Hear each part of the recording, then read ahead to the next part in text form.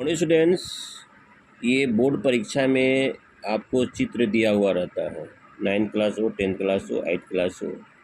इस फिगर से संबंधित आपको कुछ शब्द दिए हुए रहेंगे मंजूषा में, जैसे नगरम दिया हुआ है, विशालम दिया हुआ है, भवनानी दिया हुआ है, राजमार्ग दिया हुआ है।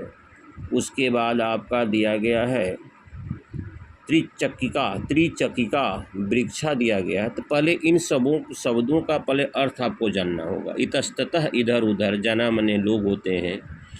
और ऐसा आपको सेंटेंस बनाना है इस फिगर को देखते हुए, इस मंजूषा से, ताकि ग्रामर की आवश्यकता बहुत ही कम पड़े। इसलिए अगर ग्रामर पर आवश्यकता अगर कम लेते हैं तो आपका 100% 100% सही होंगे वाक्य।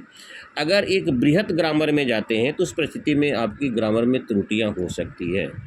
तो इन शब्दों से आपको 5 वाक्य बनाना रहता है। तो अब देखिए, पहला वाक्य हम लिख सकते हैं इदम नगरम अस्ति।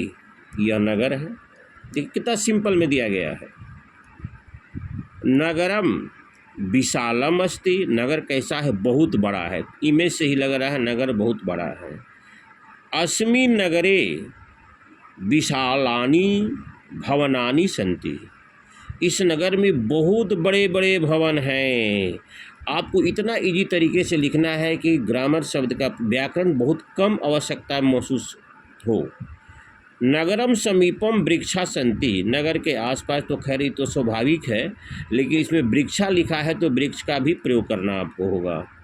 नगरम समीपम वृक्षा सन्ति नगरे राजमार्ग अस्ति, नगर में तो राजमार्ग होना स्वाभाविक है, तो इसका भी प्रयोग हो गया, इसका भी, भवनानी का भी हो गया, राजमार्ग का भी हो गया। त्रिचक्रिका, नगरे त्रिचक्रिका धावंती, नगर में 3 पहिया भी दौड़ते हैं, टेम्पू जैसे वगैरह होता है। त्रिचक्रिका वृक्षा जना भ्रमंती, जना भ्रमणाय आगच्छन्ति, लोग घूमने के लिए आते हैं। इतस्ततः जना इतस्ततः भ्रमंती, लोग इधर उधर भटकते हैं, घूमते हैं।